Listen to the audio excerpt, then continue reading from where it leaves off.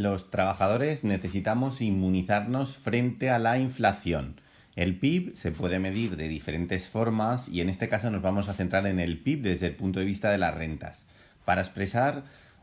un concepto. En los últimos años, desde la crisis subprime, el PIB, pese a que estábamos en crisis, ha ido creciendo, pero este crecimiento del PIB no se ha trasladado a la clase trabajadora. Si os fijáis, desde un punto de vista de las rentas, el PIB podría asimilarse a la suma de los salarios, los beneficios empresariales y los impuestos. ¿Qué ocurre? El PIB ha crecido en los últimos años, pero este crecimiento de la riqueza no se ha trasladado a todos por igual, porque en economía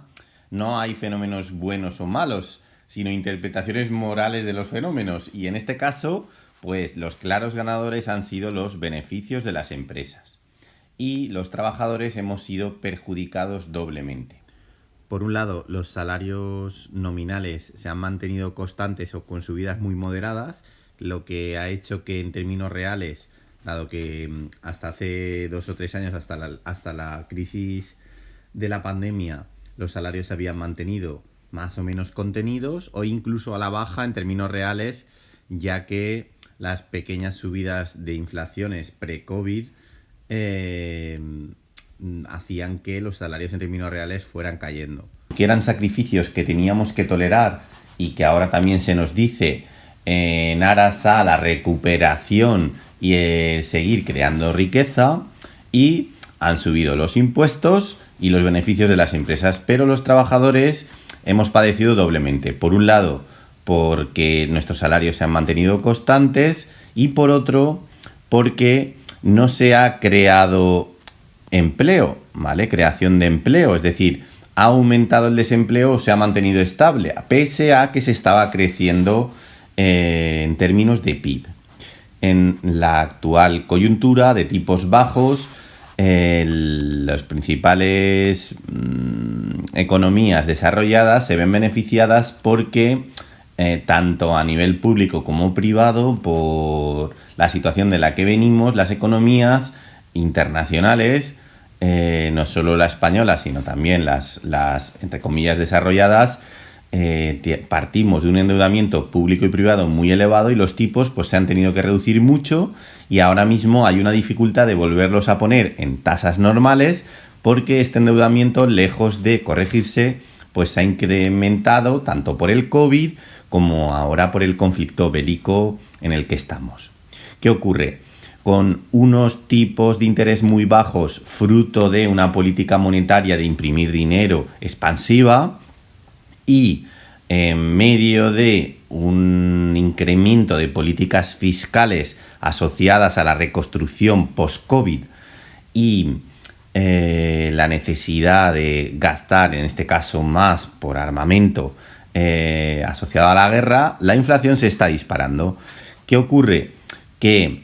el daño colateral de este incremento de inflación, el primero es que están subiendo paulatinamente los tipos de interés, pero estas subidas son todavía muy acotadas y no amenazan al pago de la deuda ni al crecimiento económico. Por tanto, lo que se está produciendo y lo que parece que se va a producir es que va a haber un incremento de precios muchísimo mayor que el incremento de los tipos de interés, ¿vale? ¿Cuál es el miedo de los gobiernos, que ya se había decidido en la política monetaria y en la política a nivel mundial que se iba a tolerar cierta inflación, porque la inflación es un impuesto invisible que, como siempre, pagamos los trabajadores, y que, como imaginaros, ahora los sindicatos están diciendo queremos una subida del 5, pero la inflación es del 7. Si la inflación sube el 7 y nuestros salarios suben el 5, en realidad estamos perdiendo un 2% de la capacidad adquisitiva, aunque actualmente nuestro incremento salarial es del 0. Es decir, hemos perdido en los 2 últimos años más de un 15% de capacidad adquisitiva. Por cada 1.000 euros que ganamos, en realidad tenemos 150 euros menos. Esto en 2 añitos. ¿Qué ocurre? Si sube la inflación y no suben al igual los salarios, sí que en la actual coyuntura, afortunadamente para los jubilados, que son la mayor parte de votantes de los actuales gobiernos, los salarios no van a subir igual que la inflación y, por tanto, de nuevo, mientras haya crecimiento económico, lo que va a pasar es que los grandes beneficiados van a ser los beneficios de las empresas, el Estado va a recaudar más, pero los trabajadores vamos a perder capacidad adquisitiva y de nuevo vamos a pagar el pato, ¿vale? Y esto pues tiene unos efectos morales significativos y la clase obrera trabajadora tiene que saberlos. Bajo nuestro punto de vista, no es tolerable que los salarios no suban e incluso que suban menos que la inflación. ¿Cuál es el riesgo de esto y por qué los gobiernos no quieren? Porque si los salarios nominales suben igual que la inflación, al final las empresas lo trasladarán porque tienen la capacidad, la mayoría de empresas, de trasladar el aumento de costes al aumento de los precios de venta de sus productos y al final se generan la inflación de segunda ronda y esto podría llevándolo al extremo, a una espiral inflacionista. Esta inflación haría que una subida de los precios subiera los tipos de interés y esta subida de tipos de interés ralentizará la economía y se cargará la senda del crecimiento. Pero la pregunta que tenemos que hacernos es: ¿por qué tenemos que crecer a base de beneficios de empresas y no en un entorno en el que se ha demostrado que la desigualdad y la pobreza está creciendo a pesar de que se está generando crecimiento económico? No tenemos que, entre comillas, repartir la riqueza y estabilizar y fomentar un crecimiento económico más sólido a largo plazo,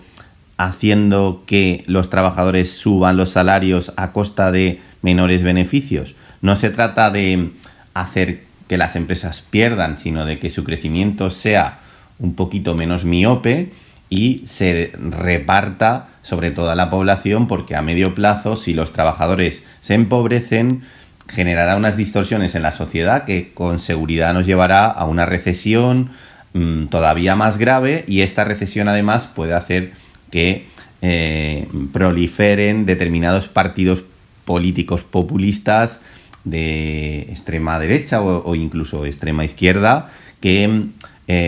por el estudio de la historia sabemos que no conducen a nada bueno. Entonces, en esta situación, los trabajadores tenemos que reclamar nuestro derecho a actualizar nuestras rentas al IPC. Y pese a que está claro que estas subidas de salarios teóricamente podrían afectar a los enormes beneficios de las empresas, quizá hemos llegado a un punto en el que hay que concienciar incluso a los empresarios de que los beneficios podrían estar durante una etapa acotados y, sin embargo, ayudar a fomentar a que los ciudadanos, que también tienen deudas no solo privadas sino también públicas, porque el endeudamiento público lo vamos a pagar los ciudadanos, que los ciudadanos tengan un poco más de riqueza para poder hacer frente a estas deudas que por el devenir de la historia se han acumulado.